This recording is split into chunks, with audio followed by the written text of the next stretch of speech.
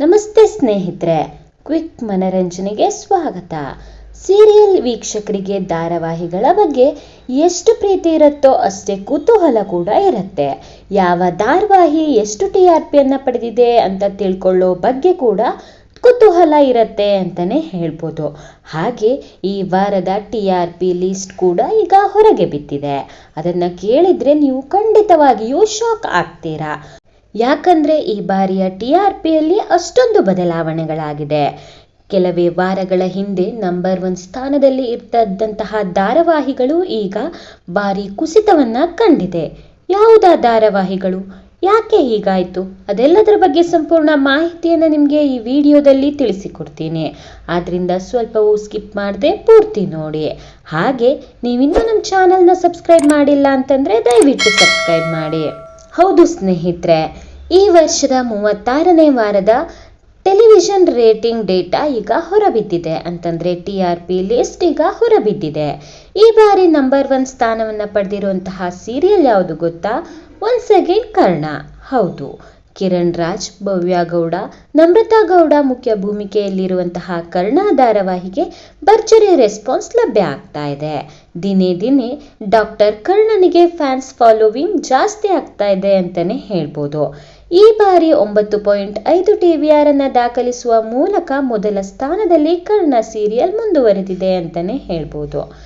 ಈಗ ಹಾಗಾದ್ರೆ ಬೇರೆ ಸ್ಥಾನದಲ್ಲಿರುವಂತಹ ಧಾರಾವಾಹಿಗಳನ್ನ ನೋಡೋದಾದ್ರೆ ಮೊದಲ ಸ್ಥಾನವನ್ನ ಕರ್ಣ ಗಿಟ್ಟಿಸಿಕೊಂಡ್ರೆ 9.2 TVR ನೊಂದಿಗೆ ಅಣ್ಣಯ್ಯ ಸೀರಿಯಲ್ 2ನೇ ಸ್ಥಾನದಲ್ಲಿದೆ. ಇನ್ನು 8.4 TVR ಅನ್ನ ಪಡೆದಂತಹ ಲಕ್ಷ್ಮೀ ನಿವಾಸ ಧಾರಾವಾಹಿ 3ನೇ ಸ್ಥಾನದಲ್ಲಿದೆ. ಹಾಗೆ ಅಮೃತಧಾರೆ ಧಾರಾವಾಹಿ ಈ ಬಾರಿ 8.1 TVR ಅನ್ನ ಪಡೆದು 4ನೇ ಸ್ಥಾನವನ್ನ ಪಡೆದುಕೊಂಡಿದೆ. ಕರ್ಣ ಸೀರಿಯಲ್ ಆಗಮನಕ್ಕೂ ಮುನ್ನ ನಾನಿನ್ನ ಬಿಡಲಾರೆ ಸೀರಿಯಲ್ ಮೊದಲ ಸ್ಥಾನದಲ್ಲಿರ್ತಿತ್ತು. ಆದ್ರಿದೀಗ 6.9 TVR ನೊಂದಿಗೆ 5ನೇ ಸ್ಥಾನಕ್ಕೆ ಕುಸಿದಿದೆ. ಬ್ರಹ್ಮಗಂಟು ಧಾರಾವಾಹಿ 6.4 TVR ನೊಂದಿಗೆ 6ನೇ ಸ್ಥಾನದಲ್ಲಿದೆ. ಹಾಗೆ ಪುಟ್ಟಕ್ಕನ ಮಕ್ಕಳು ಸೀರಿಯಲ್ 6.1 TVR ಅನ್ನ ಪಡೆದುಕೊಂಡಿದೆ ಅಂತಾನೆ ಹೇಳ್ಬೋದು. ಹೊಸದಾಗಿ ಶುರುವಾದಂತಹ ಶ್ರೀ ರಾಘವೇಂದ್ರ ಮಹಾತ್ಮೆ ಧಾರಾವಾಹಿ 5.2 TVR ಅನ್ನ ದಾಖಲಿಸಿದೆ. ಹಿಂದೆಲ್ಲ ಶ್ರಾವಣಿ ಸುಬ್ರಹ್ಮಣ್ಯ ಮೊದಲ ಸ್ಥಾನದನ್ನ ಭದ್ರವಾಗಿಸಿಕೊಂಡಿತ್ತು. ಆದ್ರಿದೀಗ ಈ ಸೀರಿಯಲ್ನ ಪ್ರಸಾರ ಸಮಯ ಬದಲಾಗಿದೆ. ಹೀಗಾಗಿ ಶ್ರಾವಣಿ ಸುಬ್ರಹ್ಮಣ್ಯ ಧಾರಾವಾಹಿಗೆ ದೊಡ್ಡ ಹೊಡೆತ ಬಿದ್ದಿದೆ ಅಂತಾನೆ ಹೇಳ್ಬೋದು.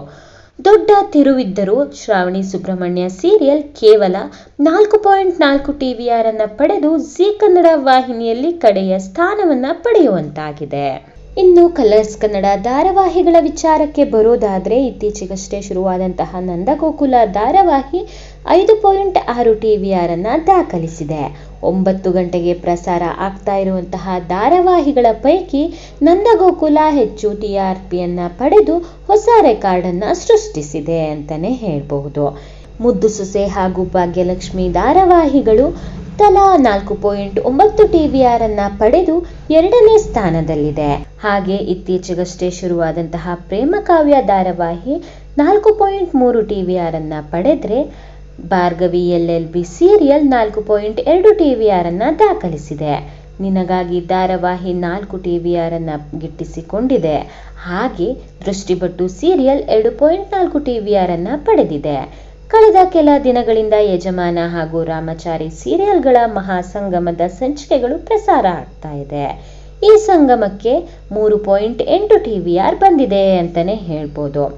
ಈ ಎಲ್ಲ ಧಾರಾವಾಹಿಗಳಲ್ಲಿ ನಿಮ್ಮ ಮೆಚ್ಚಿನ ಧಾರಾವಾಹಿ ಯಾವುದು ಎಂಬುದನ್ನ ಕಮೆಂಟ್ ಮೂಲಕ ತಿಳಿಸೋದನ್ನ ಮರಿಬೇಡಿ. ಇನ್ನಷ್ಟು ಇಂಟ್ರೆಸ್ಟಿಂಗ್ ಮಾಹಿತಿಗಾಗಿ ನಮ್ಮ ಚಾನೆಲ್ ಅನ್ನ ಸಬ್ಸ್ಕ್ರೈಬ್ ಮಾಡಿ. ಮತ್ತೆ ಮುಂದಿನ ವಿಡಿಯೋದಲ್ಲಿ ಸಿಗೋಣ. Thank you for watching.